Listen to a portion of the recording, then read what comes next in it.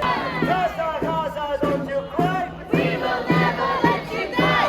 From the river to the sea! Palestine will be free! From the sea to the river! Palestine will live forever!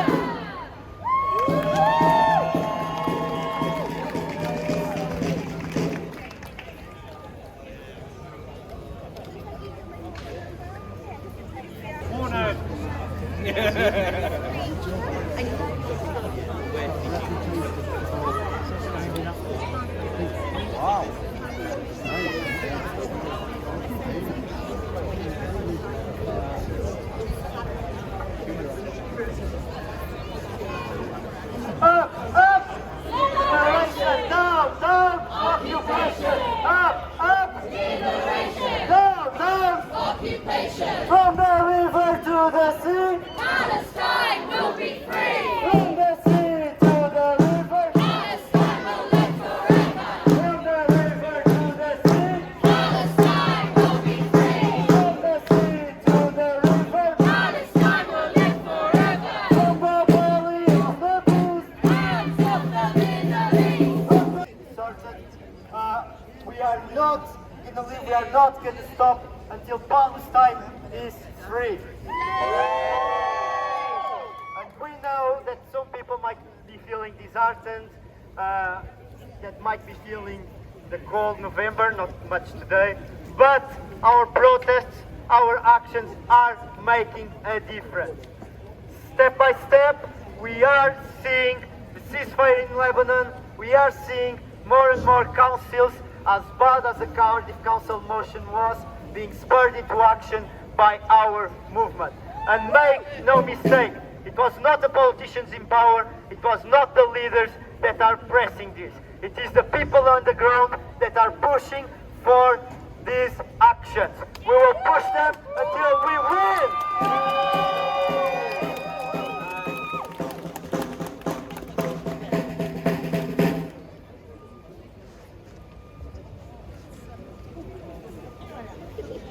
So you're gonna, So you're gonna first hear from someone that we all recognize, that has been a motor of this movement in Cardiff. You said from Black Lives Matter Cardiff. He's not listening to me now. He's listening. So a round of applause, and let's hear what he has to say. All right, Cardiff. Two big things have happened. Two very big things. There's been arrest warrants issued against Netanyahu and Gallant. The IOF have been pushed out of southern Lebanon. And look at this. We're over a year into the genocide. Israel and the IOF are still taking losses. People ask, how is it possible that Israel, an apartheid state, could have gotten away with this for so long? It's because the world let it happen. The imperialists let it happen. In Oxford University, their most famous debating society, they issued a motion and they voted on it, and they said loud and clear that in their minds and their eyes, Israel is an apartheid state committing genocide. You might think that's small, but that is how Israel have gotten away with it. every layer of society legitimizing the apartheid. The rug is being taken from Israel, it's being taken from Zionism. Brick by brick, we are taking down the Zionist state. We have to continue. As we said before, the Palestinians, those that have resisted Zionism, have said for many years this is a war of attrition. It's not just a war of attrition for those in Palestine, it's a war of attrition for the movement. So if you are feeling tired, if you are feeling like nothing is happening, be very happy in your minds that we are dismantling Zionism.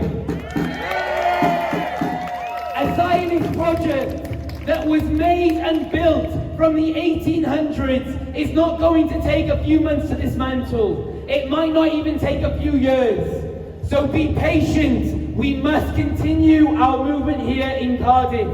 We must continue to see ourselves as not a local movement, as a movement alongside an international movement. When we march, we do not march in our hundreds or our thousands. We march in our millions. We march with Sana'a in Yemen. We march with New York. We march with Madrid. We march with London. We march with every nation around the world that are fighting for a free Palestine. We are part of that movement. And I want to say something about last week. Last week we took the Palestine demonstration to Swansea because there were fascists that were organising in Swansea.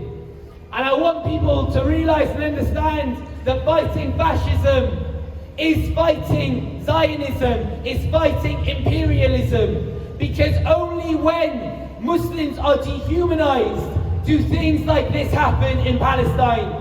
Are we allowed to invade Iraq on false accusations of weapons of mass destruction? Are we allowed to close our borders to the people coming here that we bombed only a few months earlier? That is only because of the dehumanization of Muslims from Palestine to Sudan to Iraq. So we fight against the imperialists, but we fight against the fascists. And if people, I want to finish on this before we introduce the next speaker. If people wonder what impact fighting against fascism has, maybe they'll think there was only one or two of them. I want people to hear what the organiser of that fascist demonstration in Swansea said after they saw our counter-demonstration. He posted on their pathetic little Facebook group, "I didn't want to post up yesterday as I was still tired. I do, however, feel a bit deflated to see how many actually did show up on Saturday. A huge thank you to all, brave the weather and made an effort. That's 2 events I've held in Swansea now, and both times I've had a low turnout. I said after the last one, if this wasn't better, I would be going elsewhere in South Wales. I had a number of about 300 that had informed me they were going, however on the day 12 people showed up. We were seriously outnumbered by the opposition. What happened all? Was it a little too wet for you all? Tell your children when they grow up and ask what did you do, make sure you tell them you didn't do anything as it was raining. I'm going to do some serious thinking about what I'm going to do next. If I'm not getting support, it's pointless me attempting another one in Swansea. Maybe it'll be better in another city like Leith, Newport, or maybe Cardiff. So let's open an invite to Newport and Cardiff and let's see how that works. This is why counter-demonstrations are important. You think you go there and you think you just do one thing and it ends, and maybe it wasn't that impactful. Listen from the horse's mouth. They don't want to come back to Swansea because they were not welcome in Swansea because we made sure they were not welcome in Swansea. We've got a task on our hands to fight against Reform UK getting seats in Wales. We've got a task at hand to liberate Palestine. These are all connected. We can only do that if we come together and fight together. And I want to introduce the next speaker. He's the guest speaker. And it resonates with the movement in Cardiff because just like our guest speaker, Asa Winstanley from Electronic Intifada, one of the most widely read English language Palestinian news websites, just like Corbina, a member of this community who has been targeted by the police, who raided her home and said you are supporting terrorism for the crime of supporting Palestine and fighting against imperialism and genocide. They are taking her to Bristol Crown Court and they're trying to get her done as a terrorist. The same thing has happened to Asa Winstanley for fighting against the Zionist rhetoric, fighting against the Zionist establishment, and fighting against our government and our complicity. So I want to introduce Asa Winstanley from Electronic Intifada.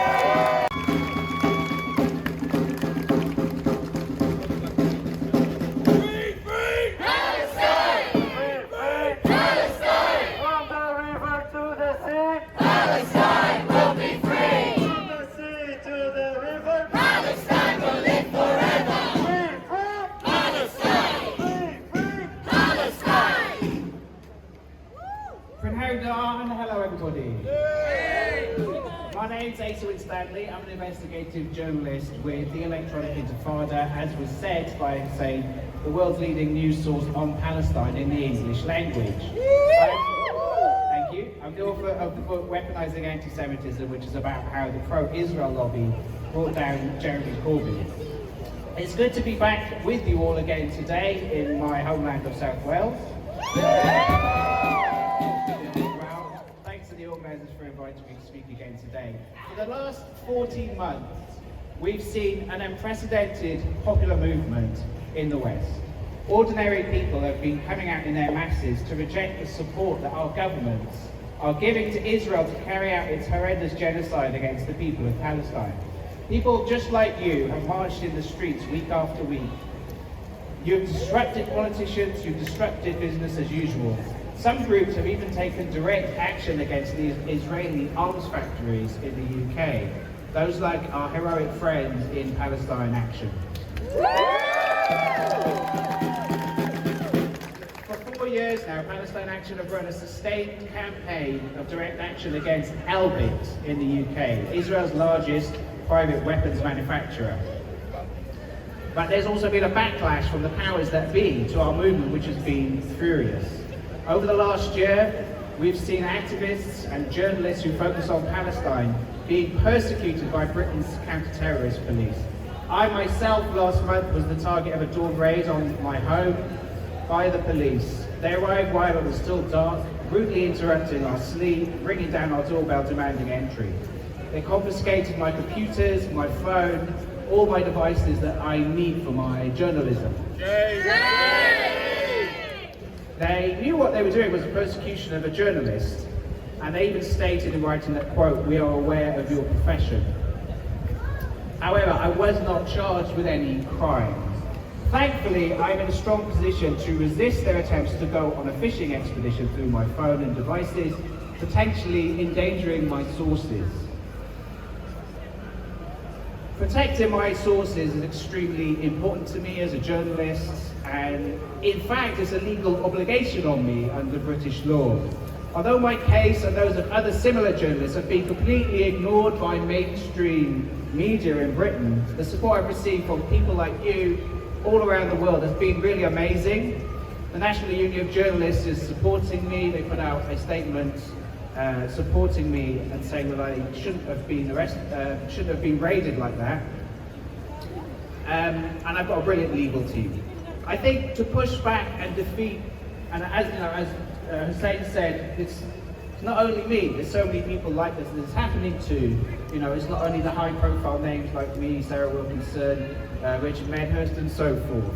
It's happening to more people than we realise, and we're trying to organise and get together to push back against this. And I think to push back and defeat this flagrant abuse of police powers, of counter-terror powers, this abuse of power, abuse of the law, it's important that we campaign for the release of activists, political prisoners in 21st century Britain.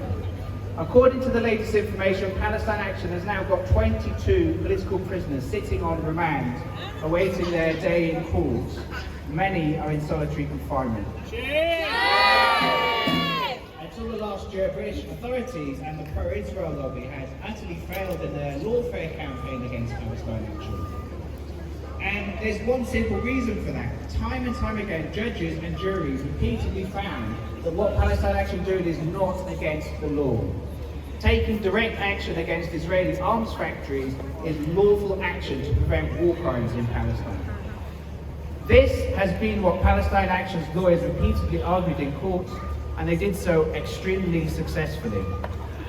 Before last year, with the increasing crackdown, Palestine Action cases that finally they reached threatened court in here in Cardiff repeatedly to behead me and my acquitted. son. Terrorist threats here in Cardiff. Juries found that the damage they caused was proportional and legal action to prevent massacres in Palestine. That has always been true, but this fact has been thrown into stark relief. What? Free Palestine! Palestine! Palestine!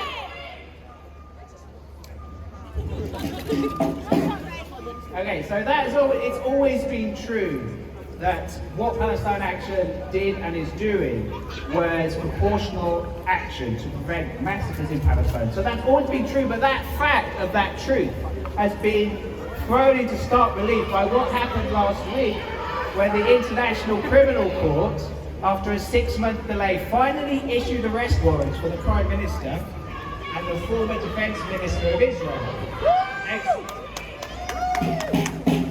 Exactly because they have failed to make anything stick on Palestine Action, the police and government are now going to desperate lengths. They are abusing counter-terror law to persecute lawful activists. Palestine Action damages arms factories. That's of course true, but it is not criminal damage. The simple truth is this: the Israeli government are the criminals. Israel is a genocidal state, and what is happening in Gaza now is the Holocaust of our times, of our lifetimes. I've got a final message today for Keir Starmer, David Lammy, and Yvette Cooper, as well as the Attorney General Richard Hermer and his deputy Sarah Sackman. We demand that you immediately cease your involvement with the Israeli genocide in the Gaza Strip.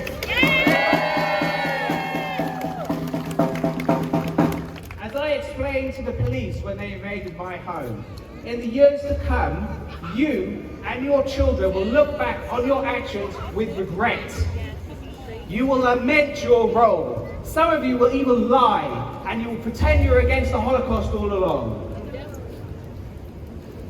More than that, Starmer, Cooper, Lammy and the rest of you, now that the International Criminal Court has an arrest warrant out for the Israeli genocidaires, you are directly complicit in aiding and abetting war criminals who have deliberately used starvation as a weapon of war. And you too could be prosecuted one day.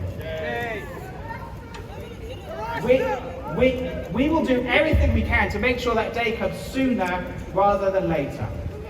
From the river to the sea, Palestine will be free one day. By showing up here today, you are part of, and you are on the right side of this epic historical struggle. Thank you very much. Get off and run.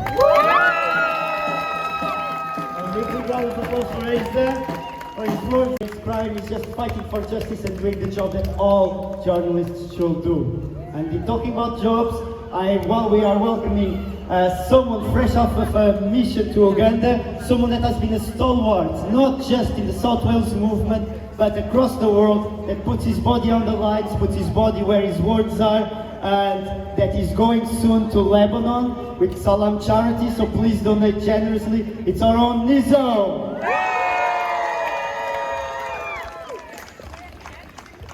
Good afternoon, Cardiff! Assalamu alaikum, I hope you are all doing well. 15 months now since we first came out. 15 months of a continued massacre against the indigenous people of that land. 15 months of terrorism supported by Western governments, enabled by Western governments. The ICC should have put warrants out for the UK, the US, German and French leaders as well, because they are as responsible for the death of Palestinians as the Zionist terrorists.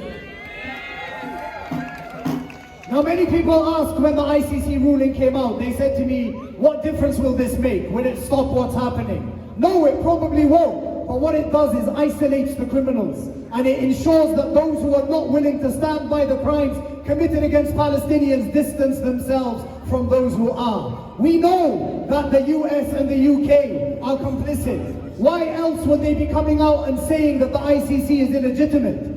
Israel calls every single body, every single individual, every single person who speaks against them anti-Semitic. Even though one of the top judges who issued the arrest warrants is a Holocaust survivor. We can't expect our government, or any Western government for that matter, to be supportive of human rights when they have systematically killed innocent people across the globe from the beginning of the empire until today. The only thing that will stop them is you, is this movement, is people coming out, is the days of action, is the boycotting, is the disruption. And big shout out to Palestine Action for what they've achieved. In 4 years, they have achieved more than 20 years of activism and peaceful demonstrations. And that's not to say that these peaceful demonstrations shouldn't continue, because they do. They educate people, they show idiots like that why we are here and what we stand for. But directly dismantling the arms manufacturers, providing the weapons, the bombs, the munitions, the planes, the drones that are used to kill innocent people is a step in the right direction. Israel may seem strong, and they may try to come across as they are superior and they are winning, but what they're doing is killing innocent people. We've seen in the battlefield in Lebanon, they got their asses handed to them and they had to retreat because they've run out of weapons and they've run out of people that are willing to go and fight against soldiers. All they are good at is bombing hospitals, schools, mosques, UN centers and innocent people. Now a number of people, a number of activists, Asa, Corbina, the Cardiff 19, the Filton 10, many people have been arrested for the activism. The police are protecting the state, or the illegal terrorist state of Israel, by trying to come at those who are able to put it into words and to explain why activism is necessary, why opposing Israel is necessary, and why standing against the crimes of Israel has nothing to do with anti-Semitism. I watched an interesting couple of peer slogans in the last couple of days, one with Francesca and one 2 days ago with Norman Finkelstein. Now what the government here and Western government and the world try to tell you is that armed resistance is terrorism. Armed resistance is not terrorism, it is a right guaranteed by the Geneva Convention and by the United Nations. And if you look at history, from the Black Panthers and the Civil Rights Movement to the suffragettes to Northern Ireland, people who are oppressed will always fight back. And if they don't fight back, they will be eradicated. And this is why we must support resistance in all of its forms. That doesn't mean we support terrorism. That doesn't mean we support killing of innocent people. Quite the opposite. We support people's rights to self-determination and right to defend their land, to defend their families, and defend their country. Last point, no other country in the world has broken so many UN resolutions. No other country in the world has defied the international community and carried on obliterating people, building colonies and settlements on other people's homes. Israel has. And the fact that Israel has, for 76 years, unchallenged and in fact supported, means that the very people we are asking to call for a ceasefire are the very people that are allowing it to happen. So as I said, please people, it's very important. This movement continues, the protests continue, the direct action continues. We have to do everything in our power. And as Hussein said earlier, it might not happen in our lifetime, but it doesn't matter. We believe that we have to do what is right, no matter what the outcome is. We've done our bit. If the outcome is not successful in our time, it doesn't matter. Because one day, Palestine will be free.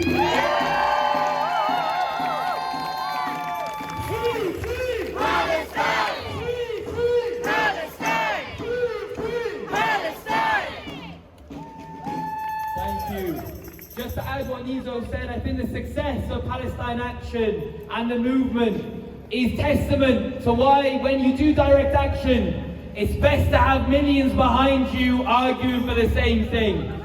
If you're isolated and you're doing it, they're going to take you and they're going to demonize you. There are millions around the world, like in Yemen, with banners saying, "We are Palestine Action." We give them the authority to do what they do in our millions. We give them legitimacy to do what they do in our millions. So when the government calls them terrorists, well, say that to the millions of us that support them. Say that to the millions of us that come on the streets around the world, not just in the UK, and say, "We are Palestine Action." All right, our next speaker, he was introducing people, so now we have to introduce him. You've seen him before. He's part of an international movement for Palestine. He's a teacher, and he's been here every single demonstration, calling for a free Palestine, rain, sunshine, whatever the weather. He is here. I want to introduce Zhao. The utmost solidarity from the international revolutionary left. And like Hussein said, like Nizo said, do not feel disheartened, because across the world, like we do it here, millions and millions of people are coming out, are taking action, from Portugal to Wales, from Pakistan to Brazil, to fight for a free Palestine. Because we understand that the fight for Palestine liberation is not just a fight for Palestine liberation, it's a fight for collective liberation. This flag here represents the Palestinian people, but is the flag that now represents all of the oppressed.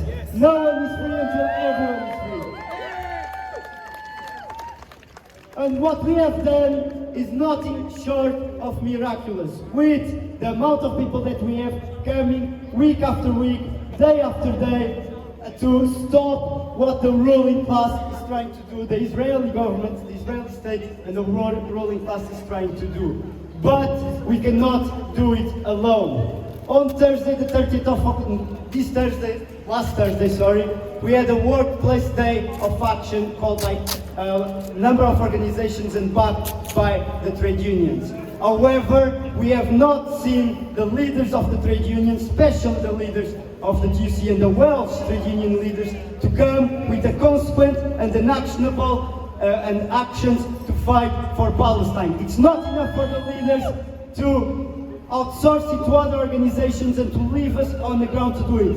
They need to put the liberation of Palestine at the heart of the labor movement. That's why it was created, to liberate all of us. So that's what it needs to fight. So we want the leaders of the trade unions to get off their knees and to fight for Palestine, and to explain that fighting for Palestine is a crucial trade unionist issue, is a crucial workers issue, because it's crucial at the heart of our liberation. If they are free, they are going to galvanize us, and we will all be the first step for all of us to be free. And last thing, because I was hearing about talking about our lifetime, it might seem sometimes that it is a very, very hard goal to reach. This year is the 100 years of the birth of a very famous, a very forgotten revolutionary called Amilcar Cabral. He was a leader in the Guinea-Bissau and Cape Verde, which were Portuguese colonies. He started a movement with other people, very few other leaders in 61. In 1961, no one thought that Cape Verde and Guinea-Bissau will be free from the Portuguese imperialism or ultra-colonialism. It took them a great slog, but in 1974, through the Portuguese Revolution, Guinea-Bissau and Cape Verde have been independent. And it was due to the work that was done on the ground that those countries were independent. So it might seem a long time away, but it will be in our lifetime. Palestine will be free. And like I talked about, just a second. After that flag front and center in our demonstration. Solidarity will keep on the fight, and we will win.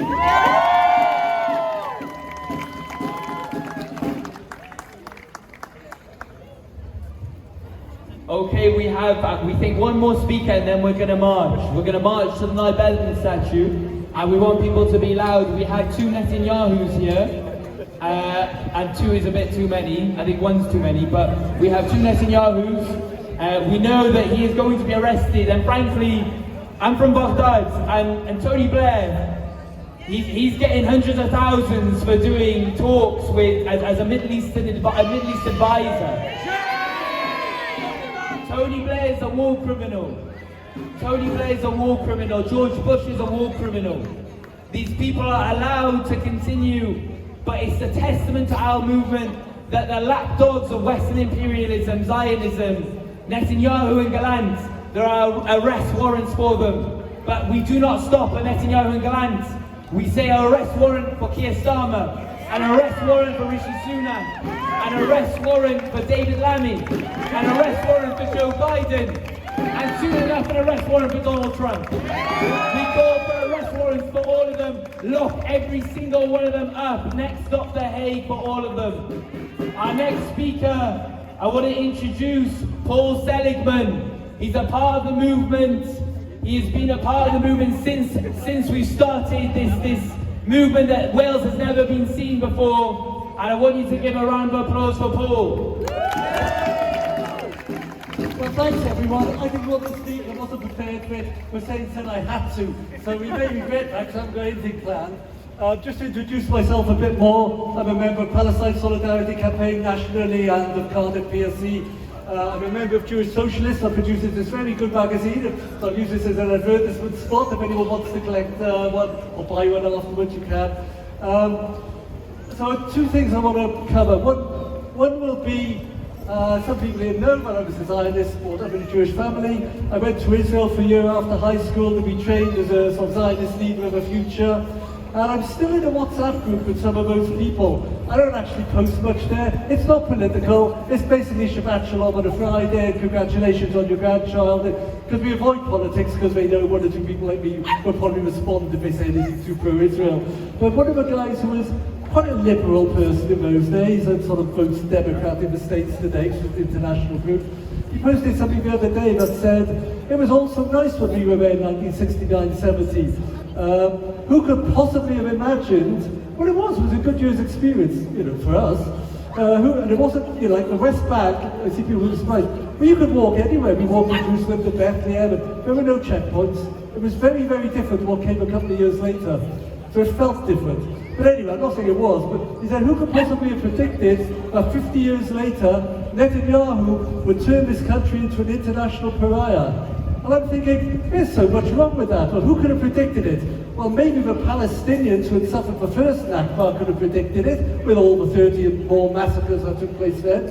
Maybe the Palestinians who suffered the second Nakba in the West Bank in 1967, when a further third of a million people were pushed across the Jordan at a point of a gun, and most of the refugee camps were destroyed. It wasn't that hard. I mean, we were only 18, 19, but once you thought about it, which I did when I came back, you realised what was going on and that it was wrong, because most people don't. They just go along with the peer group and all that stuff.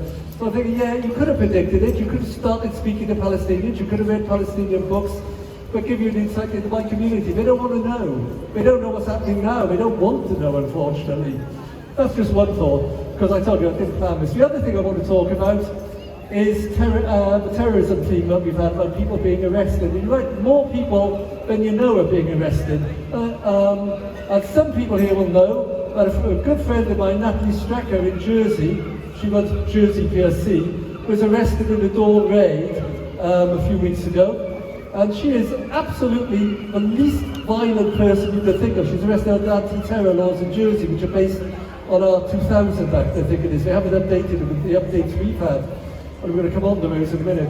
And she is, from a Quaker tradition, a peace lover who wants a just peace for Palestine.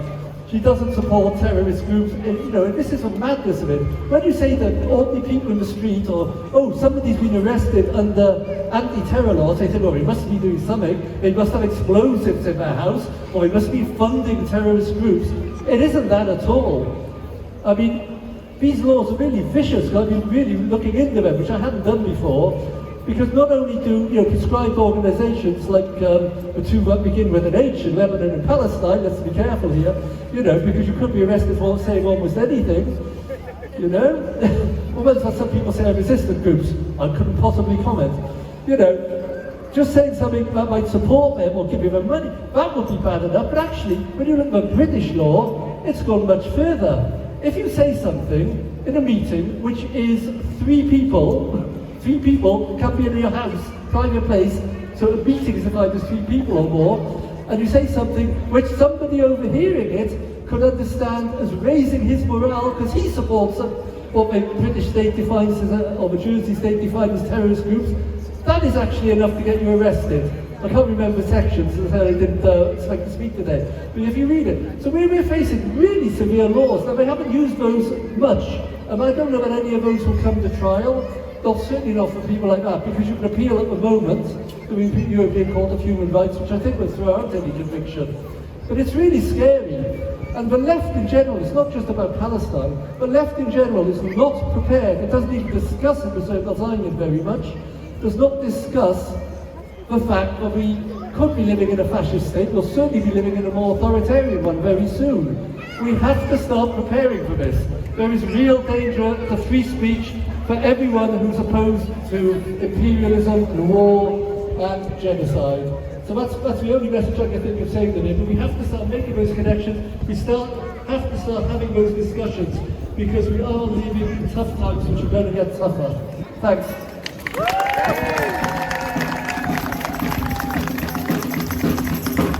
Free, free! Palestine! Free, free!